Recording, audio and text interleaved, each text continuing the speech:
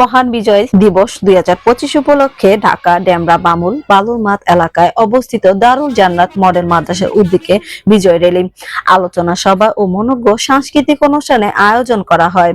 অনুষ্ঠানে 1971 সালের মহান মুক্তিযুদ্ধে শহীদ হওয়া সকল বীরের প্রতি গভীর শ্রদ্ধা ও কৃতজ্ঞতা প্রকাশ করা হয়। আমরা একটি স্বাধীন দেশ পেয়েছি, আমরা সেই স্বাধীন দেশের নাগরিক।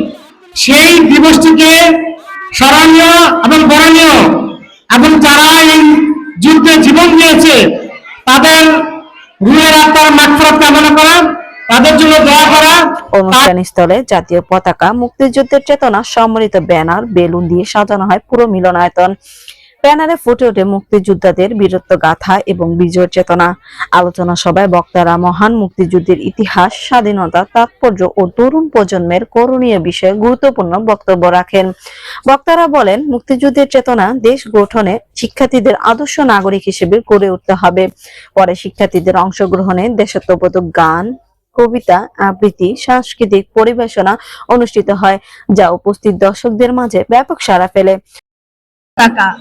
এক নতুন ভূখণ্ড, এক নতুন পরিচয়, জন্ম নিয়েছে এক নতুন নাম, সে নাম বাংলাদেশ, আমার চির আপন বাংলাদেশ। এই পতাকার ভাঁজে জড়িয়ে আছে আমাদের শেকড়ের চেতনা, শৃঙ্খল হারা কোন দলের কাছে মানব না এর অবমাননা।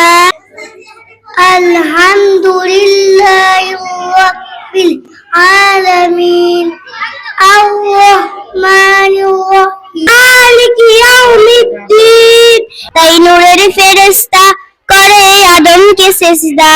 নি আমার রব, আল্লাহ আমার সৃষ্টিকর্তা, আল্লাহ আমার সব, সবার কাছে প্রিয় যিনি তিনি আমার রব।